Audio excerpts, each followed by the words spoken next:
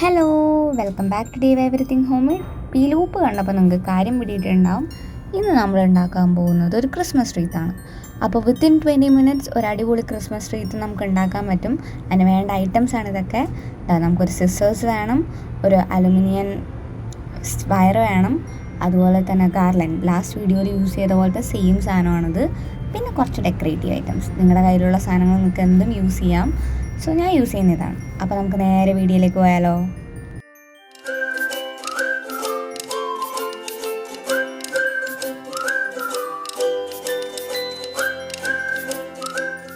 അപ്പോൾ നിങ്ങൾക്ക് എന്ത് വേണമെങ്കിലും റിങ്ങിന് വേണ്ടി യൂസ് ചെയ്യാം. കാർഡ്ബോർഡിനെ റിങ് ഷേപ്പിൽ കട്ട് ചെയ്തെടുക്കാം.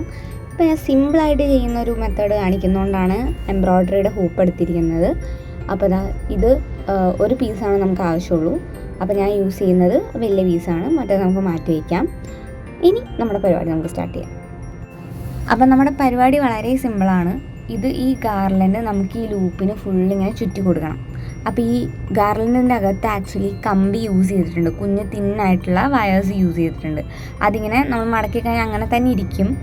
എന്നാലും നമ്മൾ ഇതുപോലെ ചുറ്റി കൊടുത്തതിന് ശേഷം നമ്മുടെ എടുത്തു വച്ചിരിക്കുന്ന മറ്റേ അലുമിനിയം കോപ്പർ വയർ എടുത്തിട്ട് ഇതിനൊന്ന് ചുറ്റി കൊടുക്കാം.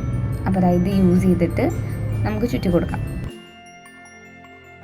ടൈറ്റായിട്ട് ആ കോപ്പർ വയറിന് ഇതിന് ചുറ്റും നന്നായിട്ടൊന്ന് ടൈറ്റ് ചെയ്ത് കൊടുത്തതിന് ശേഷം ഞാൻ ആ ഗാർലൻഡ് ആ ഒരു കോപ്പർ വയർ പുറത്തേക്ക് കാണാത്ത രീതിയിൽ വെച്ച് കൊടുക്കുന്നുണ്ട്. അതിനുശേഷം നമുക്കിത് ചുറ്റും ഇതിനിങ്ങനെ ചുറ്റിച്ചു കൊടുക്കാം.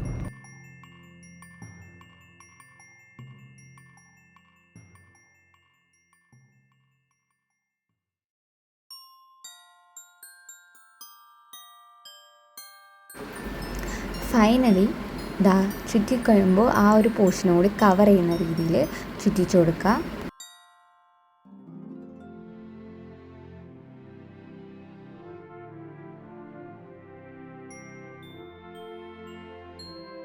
ഫുള്ള് റാപ്പിംഗ് കഴിഞ്ഞ് കഴിയുമ്പോൾ നമുക്ക് കോപ്പർ വയർ വെച്ചിട്ട് ഒരു സേഫ്റ്റിക്ക് വേണ്ടിയിട്ട് ഒന്ന് ടൈറ്റ് ചെയ്ത് കൊടുക്കാം.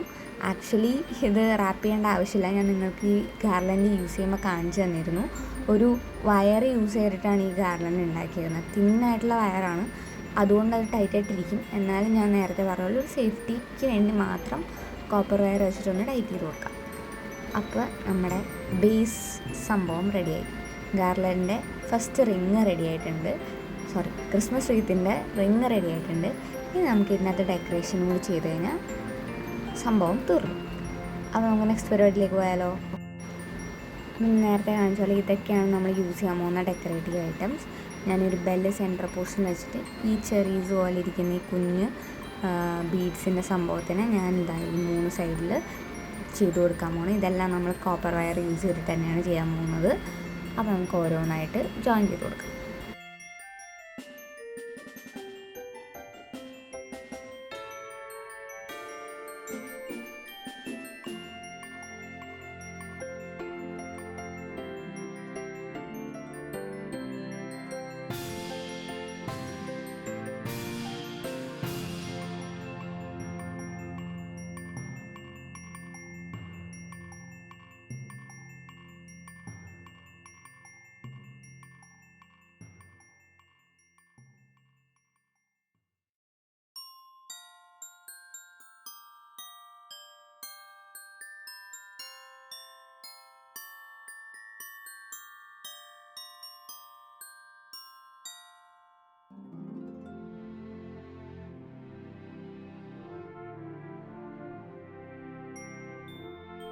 അപ്പോൾ നമ്മുടെ വളരെ സിമ്പിളായിട്ട് ഉണ്ടാക്കാൻ പറ്റുന്ന ഈസിയസ്റ്റ് ക്രിസ്മസ് ട്രീ ഇവിടെ റെഡി ആയിട്ടുണ്ട്. എനിക്ക് ഭയങ്കര ഇഷ്ടപ്പെട്ടു ചെയ്തത്. ഞാൻ ഉദ്ദേശിച്ചതിലും നന്നായിട്ടുള്ള പോലെ എനിക്ക് തോന്നി. നിങ്ങൾക്ക് ഇഷ്ടപ്പെട്ടോ എന്ന് എനിക്കറിയില്ല, ഇഷ്ടപ്പെട്ടു എന്ന് വിചാരിക്കുന്നു. എല്ലാവർക്കും വളരെ സിമ്പിളായിട്ട് ഉണ്ടാക്കിയെടുക്കാൻ പറ്റുന്ന ഒരു ക്രിസ്മസ് ട്രീത്താണ്. മാക്സിമം 20 മിനിറ്റ്സാണ് ഇത് ഉണ്ടാക്കാൻ എടുക്കുക, സാധനങ്ങളെല്ലാം ഉണ്ടെങ്കിൽ. അപ്പോൾ എല്ലാവരും ട്രൈ ചെയ്ത് നോക്കണം. ക്രിസ്മസിന് നിങ്ങളെല്ലാവരും ഇത് ഉണ്ടാക്കുമെന്ന് ഞാൻ വിചാരിക്കുന്നു. ഈ വീഡിയോ ഇഷ്ടമായെങ്കിൽ ലൈക്ക് ചെയ്യുക, ഷെയർ ചെയ്യുക, കമൻറ്റ് ചെയ്യുക. പുതിയൊരു വീഡിയോ വരുന്നതിലേക്കും ബൈ ബൈ.